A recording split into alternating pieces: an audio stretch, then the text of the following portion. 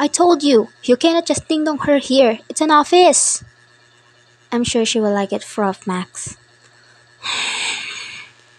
Okay ka lang, miss? Sorry kay Prof. Postina, Miss Altik lang yan. Hatid mo na siya sa classroom niya, Sir Donato.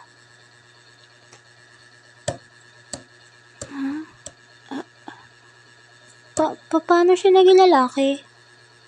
What do you mean? She just changed from being female to male, sir. I didn't see anything. Are you trying to gaslight her, Don? No. We're here na. Pasok na sa loob, son. Ay. Psst, saan ka galing? Okay, lahat kayo makinig. Ako si Professor Donato Pangilinan, ang iyong guro sa asignaturang Pilipino. Magandang umaga, Professor Donato Pangilinan. Wala akong naiintindihan. Bakit ganyan? Okay ka lang, Zan? Ha? Oo, okay lang. Tahimik. Ano, Prof. Faustina, okay ka na? Matinong ka na ulit? Nasa katinoan ako, Prof. Ray. Great philosopher ka ata ng past life mo, Asti. Ay, nako. Paano niya ako nagawang lalaki? Did she really her? Or naakit lang ako? Temptation? Or I don't know how to explain how.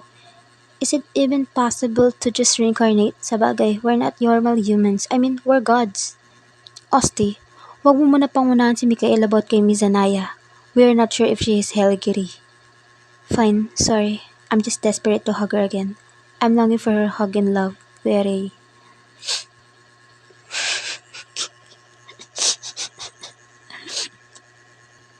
I know, Osti. But let's be in the process. I know it's hard to see na malayo siya sa atin, but we need to observe her first for a while. Adi ka nga dito. Hello students! First, ako si Maxina Brillantes. Max for short. Ako ang teacher niyo sa health. May class president na ba dito? Wala pa po sinasabi si Prof. Ray about sa pagtalaga ng class counselors, Prof. Okay. Sino siya, Chani? Ha? Sino? Yun ba? Siya si Rin Fukube. Japanese siya. Mabait yan since nakapag-introduction siya kanina. Sabi niya, taga-Tokyo siya.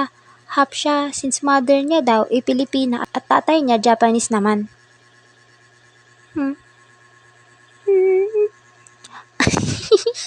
Don't worry, he's kind. Maliban lang dun sa isa. Kwento niya naman yan dito, wag salohin. Hindi kasi mga nakikinig. Ayan. Sorry po, Prof. Okay, if meron na kayong class press, yung magiging class press nyo, sisulat lahat ng name nyo for attendance, okay? Prof. Faustina, huwag mo naman ako pangunahan. You don't have to do that. Alam mo namang hindi pwede basta-basta gawin yun, di ba? Sorry, sir. But still, I need to make a plan. Kung patatagalin pa ito, baka mahuli na naman ang lahat. Hindi ko na ulitin.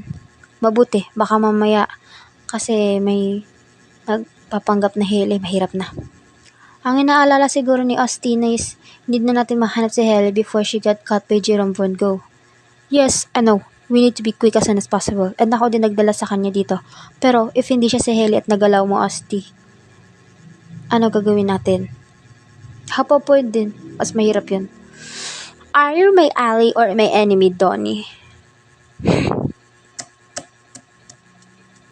Osti, hindi sa ganun. Wait! LQ. I'm sorry for Ostina. I know her real reason bakit gusto niya makita si Hele.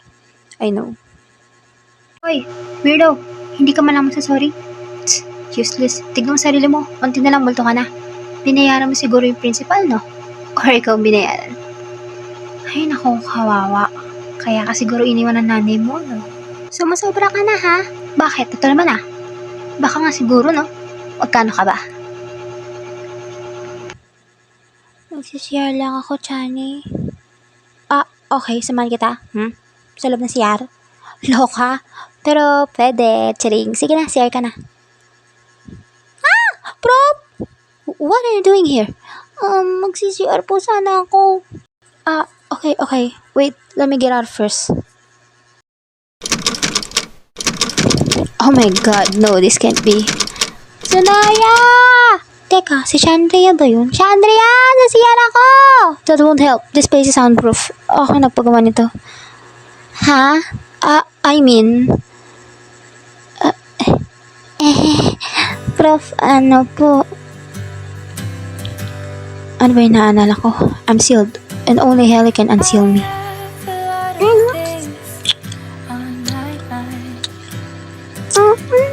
It's like a hurricane, no, I won't lie.